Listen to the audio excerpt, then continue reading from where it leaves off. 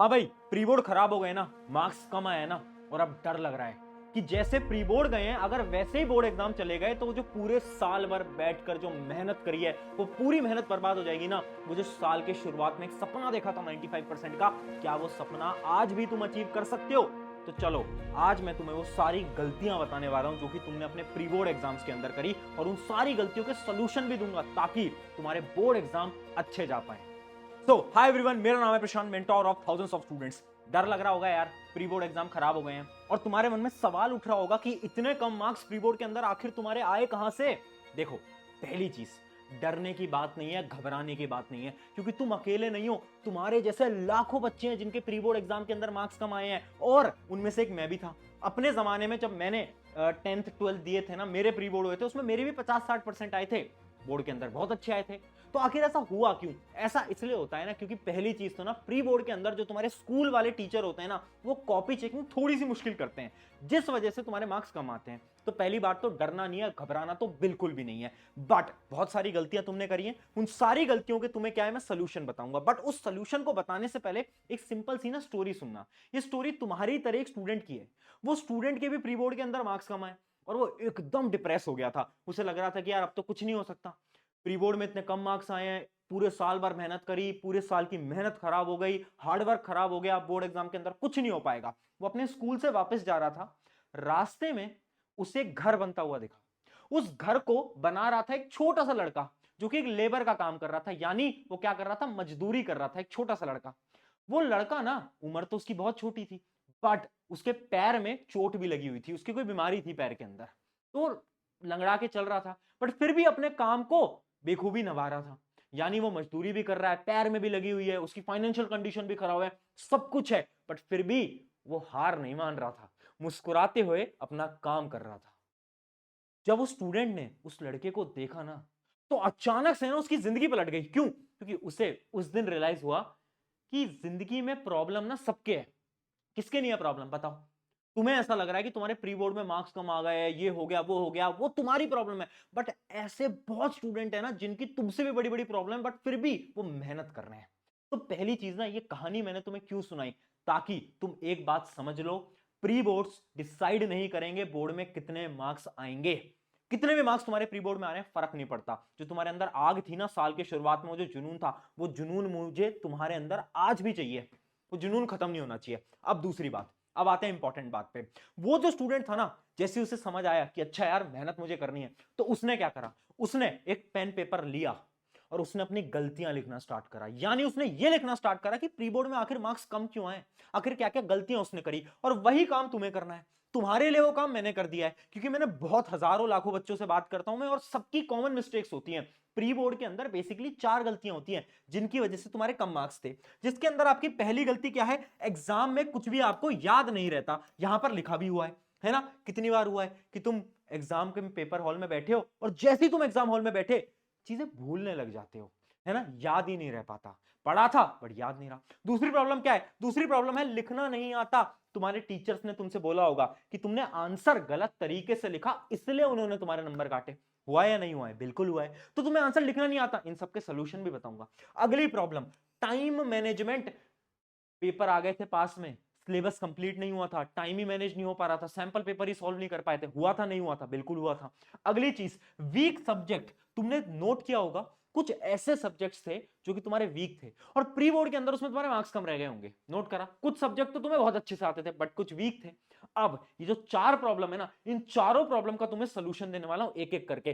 ध्यान से सुन लेना, एक नोटबुक पेन लेकर बैठो, क्योंकि अब ना बोर्ड पास आ गए हैं और हमें बोर्ड के अंदर बहुत अच्छे मार्क्स लेकर आने हैं। बट उससे पहले एक लाइन याद रखना, साल की शुरुआत में भी तुमसे लाइन बोली थी, this exam will be best exam of my life.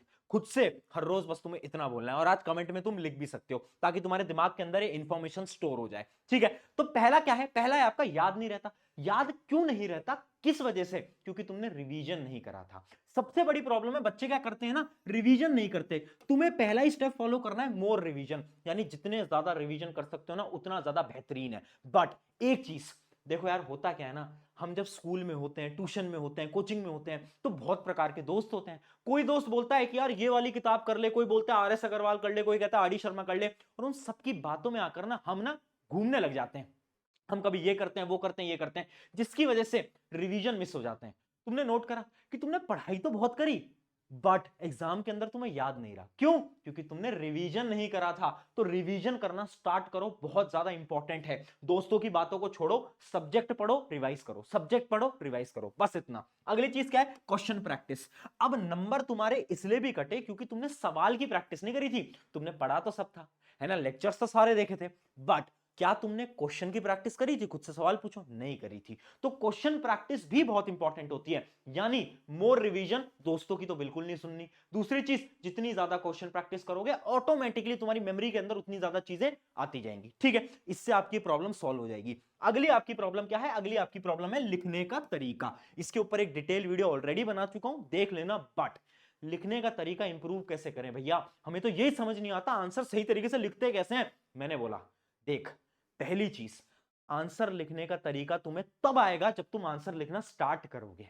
अभी तक तुम क्या करते आ रहे थे? क्वेश्चन पढ़ते हैं, सोचते हैं अच्छा इसका आंसर ये होगा, दूसरा क्वेश्चन पढ़ते हैं, अच्छा इसका आंसर ये होगा। क्या तुमने कभी लिखकर देखा? नहीं देखा, और वो तुम्हारी सबसे बड़ी मिस्टेक है। हर बार बोलता हूं प्रैक्टिस किया करो। कैसे प्रैक्टिस करना है? अरे भाई, सैंपल पेपर की एक बुक ले लो, बता रखा है ऑलरेडी हमने, इंडिया की बेस्ट सैंपल पेपर जो कि हाइब्रिड बुक है वो लॉन्च कर रखी है, जिसके अंदर आपको क्या है, पेपर्स भी मिलते हैं, है ना।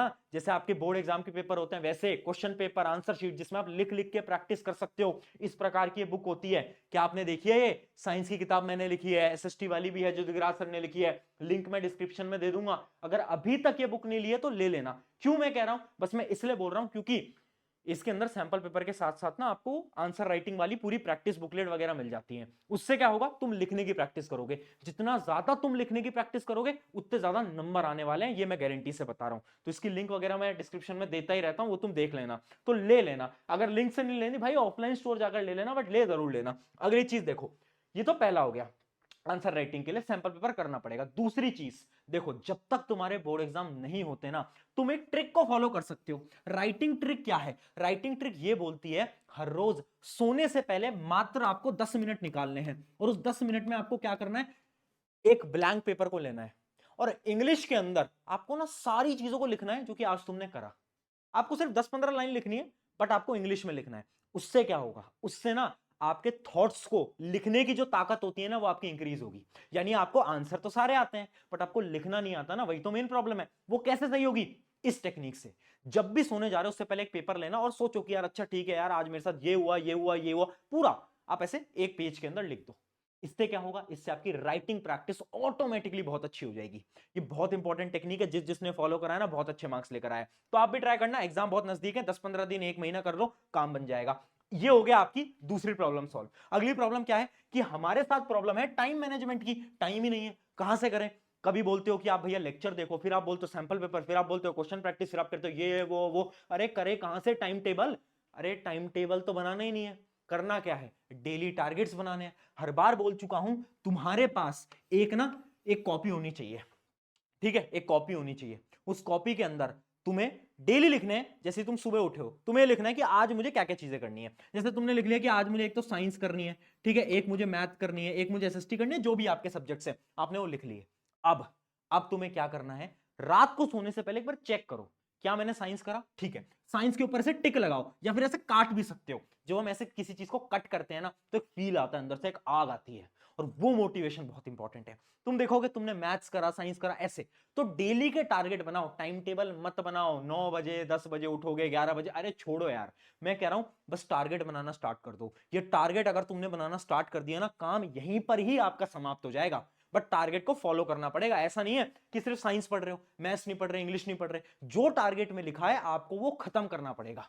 चाहे फिर कुछ हो जाए, चाहे रात के 12 बज जाए, 1 बज जाए, फर्क नहीं पड़ता। टारगेट हर रोज पूरे करोगे, टाइम मैनेज ऑटोमेटिकली होने लगेगा। अगली और लास्ट प्रॉब्लम आपकी क्या थी? जो कि थी स्ट्रॉन्ग सब्जेक्ट और वीक सब्जेक्ट। देखो, अभी तुमने आपके प्री बोर्ड एग्जाम दिए, प्री बोर्ड एग्जाम से तुम्हें एक चीज क्लियर हुई कि कौन से सब्जेक्ट तुम्हारे वीक हैं और कौन से स्ट्रॉन्ग है। जैसे कि जिसमें तुम्हारे मार्क्स कम आए हैं, एसएसटी में मार्क्स कम आए, इंग्लिश में मार्क्स कम आए, जो भी सब्जेक्ट में मार्क्स कम आए, वो क्या है? वो तुम्हारे वीक सब्जेक्ट्स हैं। जिनमें मार्क्स ज्यादा आ रहे हैं वो क्या है? वो तुम्हारे स्ट्रॉन्ग सब्जेक्ट है। अब बोर्ड एग्जाम के अंदर सारे सब्जेक्ट्स के नंबर काउंट होते हैं। तुम्हें क्या करना है? तुम्हें अपने वीक सब्जेक्ट पे ज्यादा टाइम लगाना है। यानी इमेजिन करो, अगर तुम दिन में 6 घंटे पढ़ते हो ना, तो उनमें से आप 4 घंटे अपने वीक सब्जेक्ट्स को लगाओ और 2 घंटे अपने स्ट्रॉन्ग सब्जेक्ट्स को लगाओ। पढ़ना कैसे है? वीक सब्जेक्ट्स के लिए तुम लेक्चर देखना स्टार्ट करो। लेक्चर तुम देखो क्यों? क्योंकि तुम्हें अपने कॉन्सेप्ट को स्ट्रॉन्ग करना है, तभी वो सब्जेक्ट तुम्हारा वीक है। लेक्चर देखो, क्वेश्चन प्रैक्टिस करो, वगैरह वगैरह। बट जो सब्जेक्ट तुम्हारे स्ट्रॉन्ग है उसमें वापस लेक्चर देखने की गलती मत करना, टाइम खराब होगा। करना क्या है?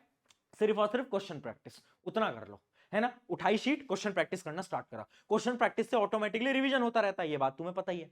तो इस हिसाब से तुम अपने स्ट्रॉन्ग और वीक सब्जेक्ट को दोनों को बैलेंस पे लेके आ पाओगे। याद रखना, मुझे मालूम है एक सब्जेक्ट तुम्हें बहुत पसंद है, शायद वो मैथ्स हो सकता है, साइंस हो सकता है, कोई भी हो सकता है, बट बोर्ड के अंदर सारे सब्जेक्ट्स का टोटल आता है, तो तुम्हें पढ़ने तो सारे सब्जेक्ट पढ़ेंगे। हाँ, हिंदी इंग्लिश भी पढ़ना पड़ेगा, तो जाओ पढ़ाई करो। प्री बोर्ड जैसा भी गया है, अपनी गलतियां देखो, सोल्यूशन मैंने तुम्हें बता दिया, इन सोल्यूशन को अप्लाई करना स्टार्ट करो, कुछ और नहीं करना है। दोस्तों के 80 आए हैं, 90 आए हैं प्री बोर्ड के अंदर, अरे छोड़ो यार, है ना। शर्मा जी के लड़के कितने आए हैं, क्या फर्क पड़ता है? तुम्हारे कितने आए, तुम्हें उस बात से फर्क पड़ना चाहिए।